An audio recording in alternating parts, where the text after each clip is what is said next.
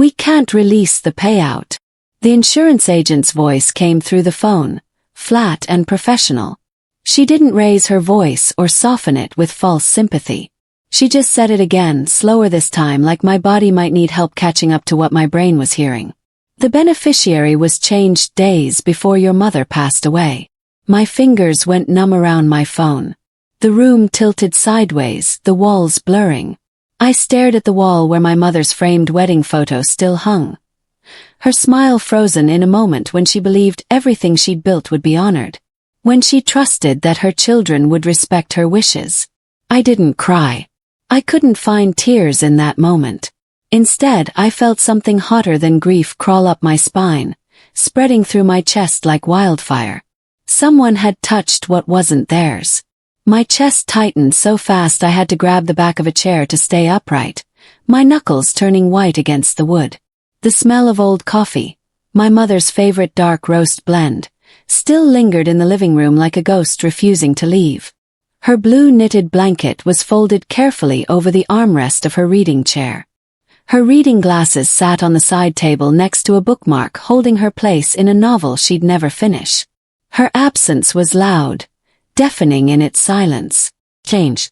That single word kept echoing in my head, bouncing off the walls of my skull. Not reviewed with the family. Not discussed during her illness. Not mentioned in any conversation. Change. Someone had deliberately altered what my mother had carefully planned and documented. This wasn't a mistake or bureaucratic error. This wasn't paperwork filed incorrectly. This was intentional betrayal. I looked through the doorway into the kitchen, my vision sharpening with sudden clarity and purpose. John Thompson was there. My older brother. He was leaning casually against the counter with his arms crossed over his chest. His muddy work boots still sat by the back door where he'd kicked them off an hour ago. He looked calm, almost bored, like a man waiting for confirmation of something he already knew was coming his way. His face showed no surprise, no confusion, no concern about why I might be upset. He was scrolling through his phone casually, his thumb moving across the screen with lazy swipes. When our eyes met across the distance between rooms, he didn't flinch or startle. He didn't look away or ask what was wrong. He just watched me with that same flat expression, that same calculated calm. He had expected this exact moment. He'd been waiting for it. The truth hit me all at once, heavy and unmistakable like a physical blow to the chest. My brother had changed the beneficiaries without my consent or knowledge. He'd gone behind my back while our mother lay dying in her bedroom, while I sat at her bedside holding her hand, and he'd altered her life insurance policy. And now the entire policy was frozen in administrative review. No payout for anyone. No resolution or closure. No access to the money Mom had saved for years. Just suspension and investigation. Like grief wasn't already crushing enough weight to carry alone. Everything had stopped here, frozen in this moment of betrayal. The money Mom had carefully maintained, the policy she'd paid premiums on faithfully, the security she'd wanted to leave both her children. All of it locked away because John had gotten greedy at the worst possible time. My name is Mia Thompson. I'm 32 years old, and until this phone call shattered my afternoon, I had believed that loving my family meant I would never have to defend myself against them. I'd believed that blood meant protection, that siblings meant loyalty, that shared grief would unite us rather than tear us apart. I had believed that when our mother died, we would honor her together, respect her wishes together, grieve together like families were supposed to do. I was wrong about all of it. Love didn't stop theft when money was involved. Family didn't guarantee honesty when someone saw an opportunity to take more than their share. And my brother had just proven that the person you trust most can become the one who hurts you worst. I stood in my mother's living room, surrounded by her things and her memory, and realized I'd been naive. I'd moved back home 8 months ago when Mom got sick, when the diagnosis came back terminal and the doctor stopped talking about treatment options. Doctor visits became my entire schedule. Medication timings became my clock, alarms set throughout the day and night. Nighttime fevers and labored breathing became my alarm system, jerking me awake every few hours. I learned how to sleep lightly, constantly listening for her breathing through the thin walls, ready to jump up at any sound that seemed wrong. John visited when he could, when it was convenient for his work schedule and his life. He'd stay for an hour, sometimes two if we were lucky, then leave with promises to come back soon. Everyone said I was strong for doing this alone, for sacrificing my job and my apartment. They praised my dedication and called me devoted. But strong people get overlooked when it's time to be rewarded. Strong people are expected to handle everything without complaint. John had always needed help throughout his entire life, from childhood straight through to adulthood. Money for rent when jobs didn't work out the way he'd planned. Excuses when opportunities were missed because he wasn't ready. Second chances after bad decisions piled up like unpaid bills. I was always described as fine on my own, independent and capable of handling whatever came my way. That difference had followed us into adulthood like a script no one ever questioned or challenged. I was the responsible daughter, the one who handled difficult things without complaint. John was the son who needed support and understanding, who required patience and forgiveness. Mom had enabled it without realizing she was teaching him that rules didn't apply to him the way they applied to me. And now, with her gone, he'd applied that same logic to her final wishes. Until money was involved, the script had worked. Now everything was different. The life insurance policy was supposed to be simple and straightforward, no complications or confusion. 2 beneficiaries listed equally. Equal shares of everything split down the middle. Mom had been clear about that arrangement, clear enough to repeat it more than once during her final months. "It's not about trust," she'd said to me one afternoon while I helped her organize important paperwork. "It's about fairness. You've both been good children in different ways." She'd signed the documents carefully despite her shaking hands, her signature deliberate and firm. She'd made copies of everything. She'd filed papers properly in her organized system. She'd done everything right to protect us both, to ensure there would be no fighting after she was gone. But fairness scared dishonest people. Fairness made people like John nervous. And John had been scared enough to act. John finally spoke from the kitchen doorway, his voice casual and unconcerned. "It was temporary," he said, not quite meeting my eyes directly. "Just to handle paperwork more efficiently. Make things easier during the transition period." He shifted his weight from one foot to the other uncomfortably. "You know how insurance companies are with their bureaucracy. Someone needed to be listed as the primary contact for updates." His excuses came smoothly, like he'd practiced them in advance, like he'd prepared for this conversation. But temporary theft was still theft. Temporary fraud was still fraud regardless of the time frame. And calling it paperwork efficiency didn't change what he'd actually done to our mother's wishes. He'd altered our mother's final intentions while she lay dying, and now he was standing in her kitchen lying about it to my face. I didn't argue with him or raise my voice in anger. I didn't throw accusations or demand detailed explanations. I simply nodded slowly, like I was accepting his story at face value without question. "Okay," I said quietly, keeping my voice neutral. "That makes sense, I suppose." I watched relief flicker across his face, quick and obvious to anyone paying attention.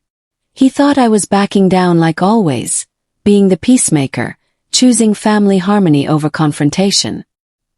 He thought he'd convinced me with his practiced excuses. But I understood something John didn't grasp yet, something he'd never learned. Silence bought time. Silence made people comfortable and careless. Silence let them get sloppy and overconfident. And time had a way of exposing liars when they thought they'd already won. I just needed to wait patiently and let the system work. The insurance company initiated a formal policy review within 48 hours of my initial call reporting the suspicious changes. No money would move during the investigation period. No decisions would be finalized or rushed through. Everything slowed to a bureaucratic crawl, frozen in administrative limbo. The agent explained the process to me in careful detail. They'd review all documentation thoroughly, verify signatures against samples, confirm dates and timelines, check authorizations. Standard procedure when beneficiary changes occurred close to a policyholder's death, she explained professionally. Red flags triggered automatic reviews to protect the company. The system was designed to catch fraud. John had no idea what he'd set in motion with his greed. Systems didn't care who you charmed or how convincing your excuses sounded. Systems followed rules, checked boxes, demanded proof that couldn't be faked. I remembered my mother's filing cabinet clearly, the old metal one in her bedroom closet that she'd kept for decades. She'd kept it locked always, the small brass key hidden in her jewelry box. She'd told me about it when her voice started to weaken, when she knew the end was approaching faster than any of us wanted to admit. Just in case something happens, she'd whispered, her hand squeezing mine weakly. Everything important is in there. All the papers. All the instructions I've written. At the time, I'd thought she meant funeral arrangements and bank account information. Now I understood she'd meant something more. Protection. Evidence. Proof of her true intentions. She'd known something might go wrong after she was gone. She'd prepared for potential betrayal without ever saying the word directly. I unlocked the filing cabinet late that night after John had finally left the house. Inside were folders organized meticulously by date and category, everything labeled in her careful handwriting. Emails she'd printed and saved for safekeeping. Signed notes about her wishes written in her own hand. Witness statements from her attorney's office on official letterhead. Her handwriting was everywhere I looked, clear and firm and unambiguous even as her health had declined. Each document told the same consistent story. 2 beneficiaries, equal shares, no changes authorized by her. She'd documented everything with the precision of someone who understood that words could be twisted after death. John had never seen these documents exist.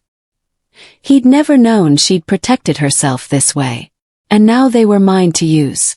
John started talking about renovations to his house within the first week after Mom's funeral. His confidence growing daily. He mentioned his share of the insurance money casually, like it was already deposited safely in his account. He showed me paint samples for his kitchen. He described the new truck he wanted to buy, listing features and options. He spent money in his mind before it existed in his hands, making elaborate plans and promises. He called the policy money his future and his opportunity like it was already his. I watched him count money he didn't legally own yet, money that was frozen in review, money he might never actually see. Counting money you don't own is dangerous. It makes you careless and overconfident. And carelessness leaves trails that investigators follow. Weeks passed slowly while the insurance company conducted their investigation thoroughly. John grew increasingly restless as the silence stretched on without updates. He called the company repeatedly, demanding progress updates and definite timelines. His calls turned from polite inquiries to irritated demands for action. He complained bitterly about bureaucracy and inefficiency, about delays and red tape. His mood darkened visibly with each passing day of uncertainty. I watched pressure build in him like water behind a dam, slowly rising. Pressure didn't change people fundamentally or make them better. It revealed them, stripped away the masks they wore, showed who they really were underneath the surface. And John was cracking visibly under the weight. The calm facade was slipping. The casual confidence was breaking down into something uglier and more desperate. The insurance company called John directly one Tuesday morning, requesting specific documentation.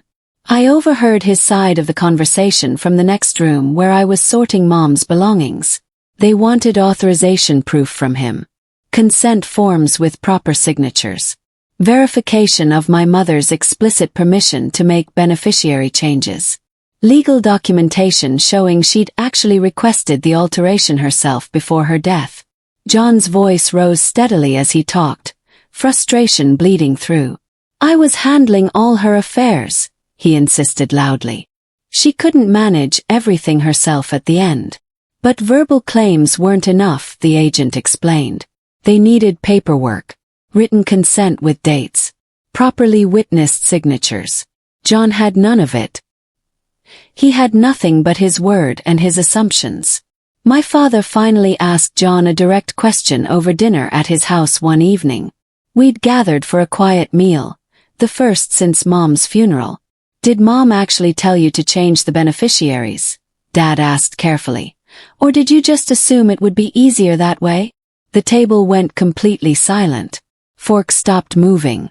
John deflected immediately, talking quickly about efficiency and practicality and Mom's declining mental state. He avoided the actual question completely, dancing around it with explanations.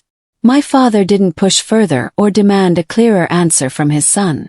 But something changed in his eyes as he watched John talk and avoid. Something shifted in his expression, a dawning realization that maybe he didn't know his son as well as he'd always thought.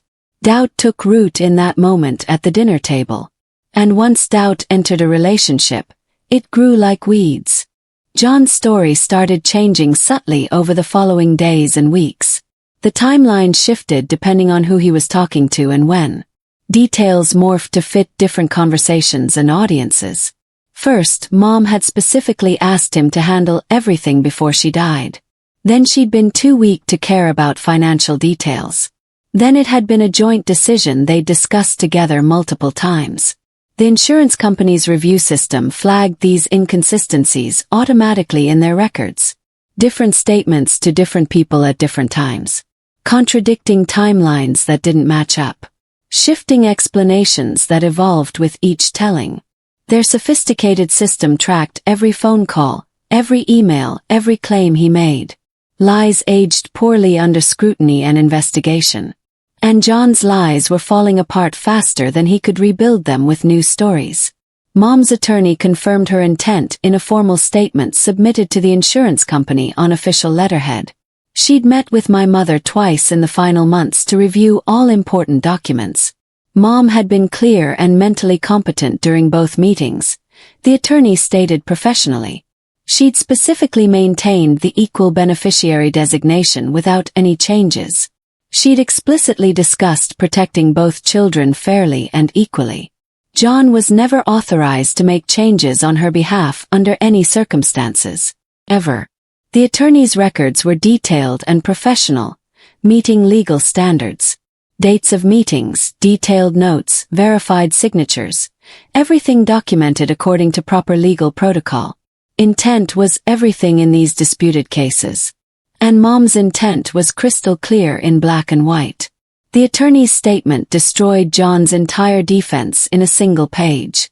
The insurance company reinstated the original beneficiaries after 6 weeks of thorough investigation. Equal shares as originally designated.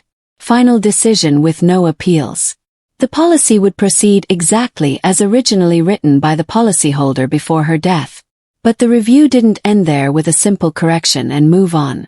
The company had found clear evidence of attempted misrepresentation during their investigation. Deliberate alteration of beneficiary designations without proper authorization or consent. Potential fraud that could have cost them significant money if they hadn't caught it during review. They flagged John's name permanently in their internal system. Red flagged for any future reference. Accountability had layers beyond just fixing the immediate mistake. Actions left permanent records that followed people. John was formally flagged for attempted misrepresentation in the insurance company's permanent database system.